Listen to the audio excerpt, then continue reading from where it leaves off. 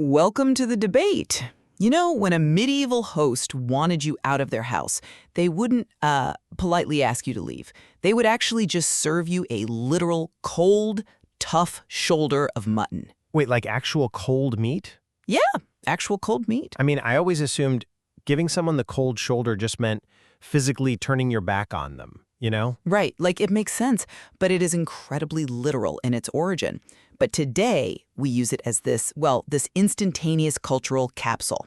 And I think that brings us to the core of what we're exploring today. When we look at advanced language acquisition, specifically the monumental leap from, say, an upper intermediate B2 level to the C1 and C2 mastery levels of the CEFR framework, we are talking about a really profound cognitive shift here. Oh, absolutely. Because B2 is where you have operational independence. You can survive, you can articulate advantages and disadvantages, but moving into C1 and C2 requires something entirely different. Yeah, it's the shift from concrete, functional communication into the realm of profound abstraction. You're no longer just, like, keeping the engine running. You are redesigning the vehicle while driving it. Exactly. I love that analogy. And the central disagreement we are tackling today is how a learner actually achieves and demonstrates that ultimate mastery. So in attaining true advanced English proficiency, what is the more critical marker? I argue that the spontaneous deployment of culturally embedded idiomatic language, like our cold shoulder example, Right. is the primary driver of this mastery. And as you know, I take a fundamentally different view. Shocking.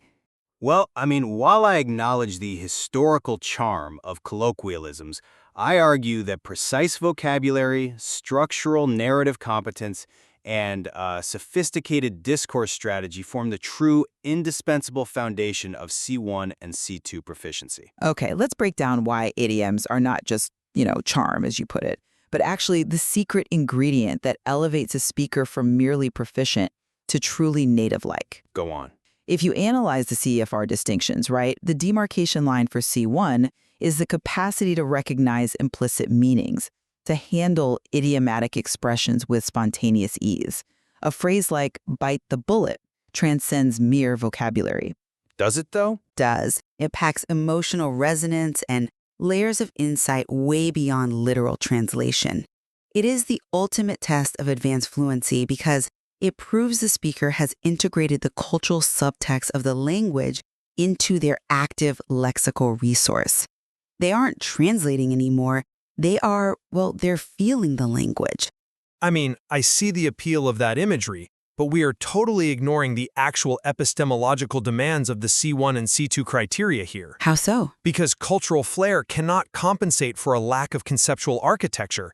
Structural sophistication and conceptual precision are far more critical indicators of advanced proficiency than, reciting colorful idioms. Okay, but The leap to mastery is fundamentally defined by the deployment of dense language. We are talking about abstract nouns, words like ambiguity, constraint, or sustainability, and highly precise verbs like advocate, consolidate, or undermine. But doesn't that just reduce language to a dry academic exercise? Who actually talks like that at a dinner party? It's not about a dinner party, and no, not at all. Because true cognitive control is demonstrated through narrative architecture, the capacity to build context, to deliberately pace a narrative by varying sentence lengths, and to seamlessly deploy formal linking patterns. Like what? Like not only, but also, or be that as it may. This is what actually signifies mastery. Without this structural competence, an idiom is merely a decorative ornament on a fundamentally unstable foundation. Wow, decorative ornament. I disagree that idioms are just ornaments. Let's test this in a high-stakes environment, okay? Consider the C1 Advanced Speaking Examination. Okay, a great benchmark. If we look at parts 3 and 4 of that exam, candidates are placed in a crucible. In part 3, they have exactly 2 minutes to collaboratively discuss a complex prompt. Say, why life priorities like acquiring possessions or keeping up with technology have changed. Right. Then they have 1 minute to reach a consensus. Which is a highly stressful cognitive load, certainly. Exactly. And in that stress, spontaneity is paramount. Candidates excel when they utilize phrases like see eye to eye to negotiate agreement, or when they conceptualize societal pressures by referencing the need to keep up with the Joneses. But Wait, let me just finish this point. These idiomatic expressions facilitate immediate, authentic reactions to highly abstract paradigms. They demonstrate a nimble mind operating without the lag of translation. How else do you prove spontaneity if not through immediate cultural references? But let's look at what actually happens in the brain during that exam. You are equating conversational ornamentation with substantive negotiation. It is substantive. I would liken this to the cognitive mechanism of a debate. Yes, seeing eye to eye is a pleasant, natural-sounding phrase. But what if the candidate lacks the discourse markers to properly pivot the conversation? Well, in a C1 speaking exam, true success originates from structured, logical comparisons. You really don't think an idiom can anchor a logical comparison? I think an idiom is totally useless if you can't frame it. A candidate must utilize phrases like, I completely see your point, however, with the caveat that, or, as far as I am concerned, it depends entirely on the variable of. Okay, now you just sound like a textbook.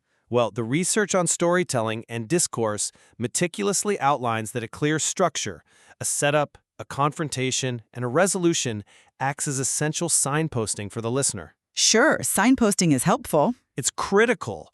If a candidate drops an idiom about keeping up with the Joneses, but fails to structurally link it back to the prompt regarding media influence using a cohesive framework, the idiom doesn't save them.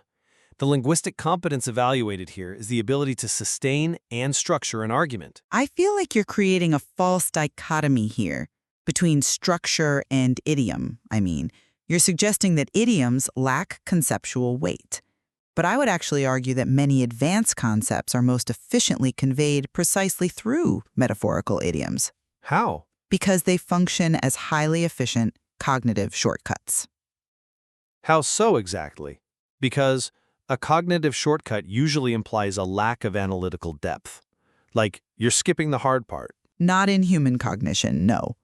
Our brains actually prefer imagery. Take the idiom, hit the nail on the head. It originates from the literal precision required in carpentry. When a candidate uses this in an academic discussion, they aren't merely saying, I agree. They are acknowledging an exact, perhaps previously overlooked, core truth. They are invoking a visceral sense of exactitude. it is vivid, yes, I'll give you that. Right?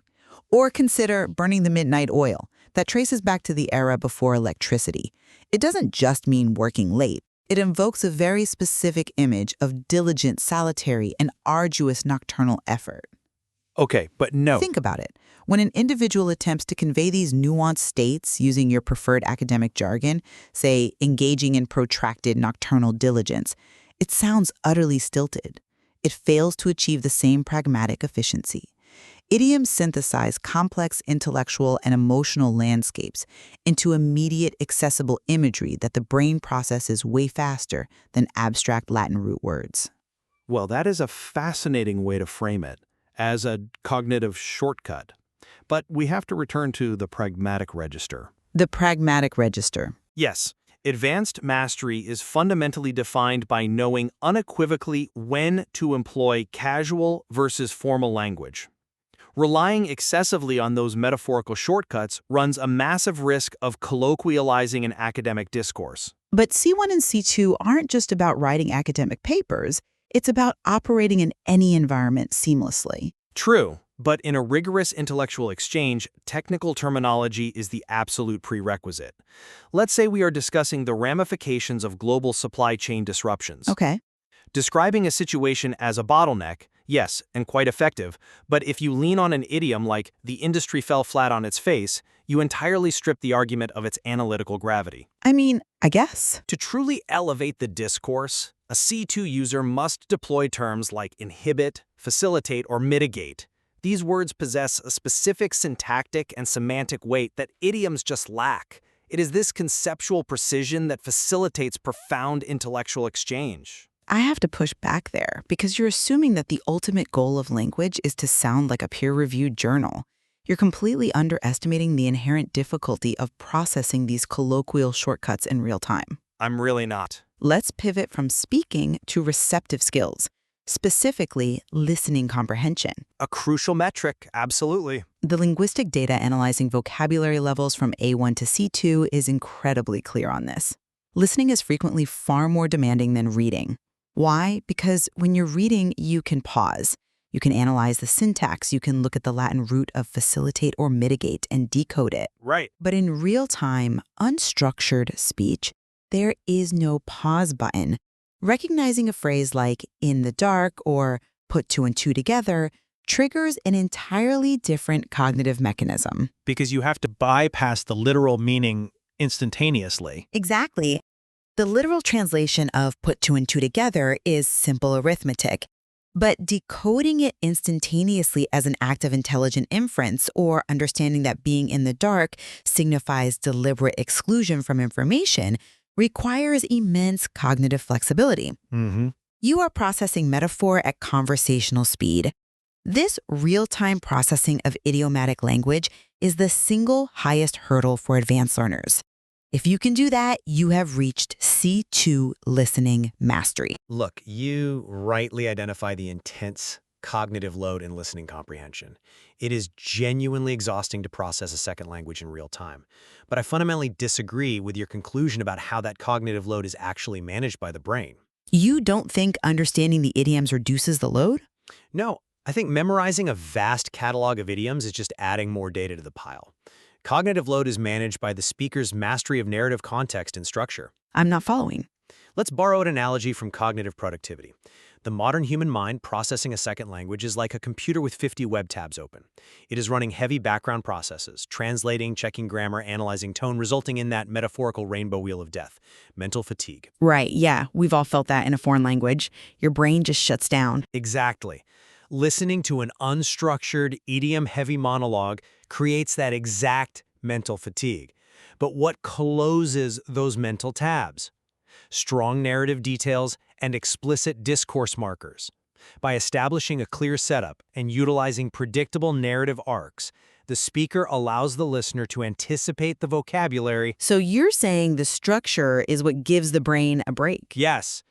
If I use a cohesive framework, signposting my arguments with on the one hand and conversely, I am effectively handing you a map of my thoughts. A map? Yes. Even if you don't know a specific vocabulary word or an idiom, the rigorously structured context allows you to infer its meaning effortlessly.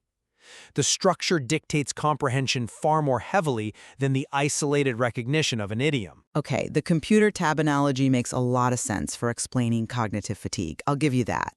But let me challenge the idea that structure and context are the ultimate saviors of comprehension. Go ahead. Let's say you are listening to a complex negotiation. The context is perfectly clear. The narrative arc is established, the discourse markers are all there, but suddenly the opposing speaker says, look, we need to tighten our belts and realize that time is of the essence. Which is a very common real-world scenario. Right.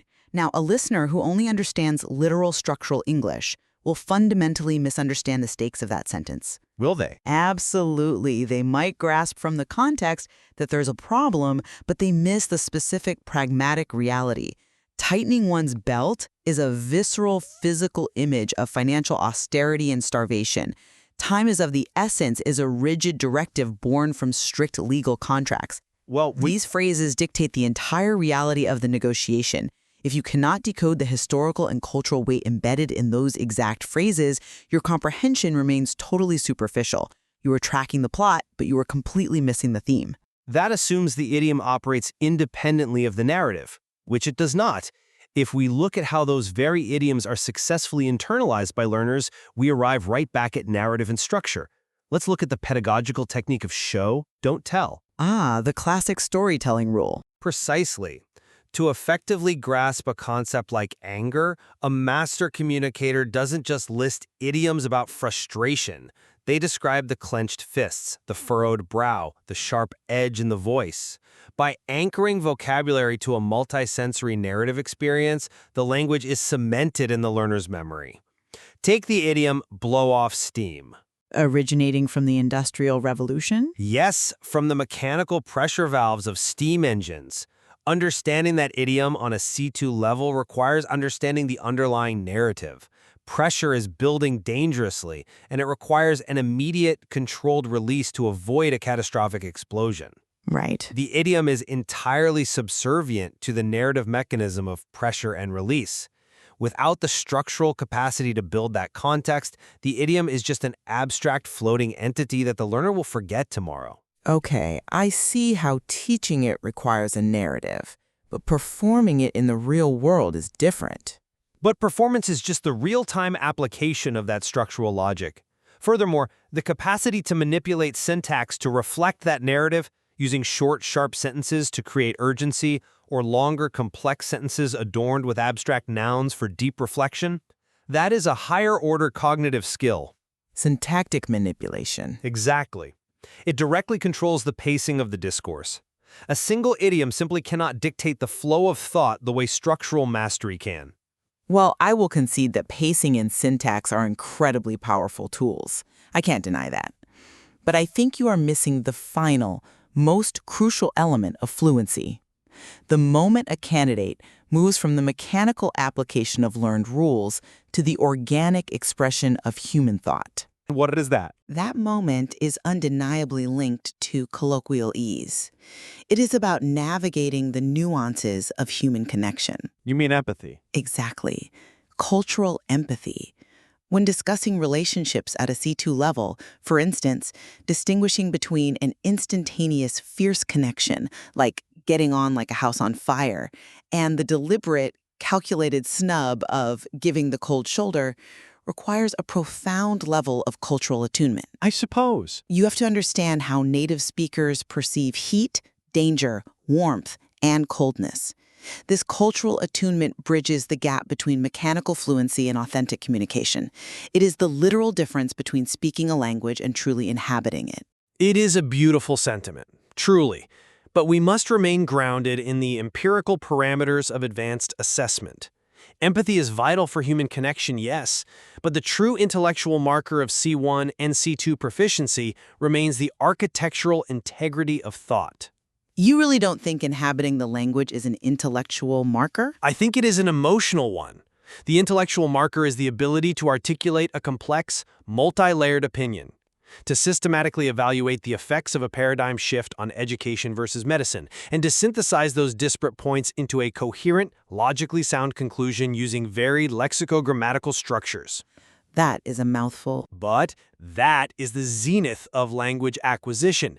It is the capacity for abstract reasoning facilitated by conceptual precision and sophisticated discourse management that defines the highest echelons of linguistic mastery.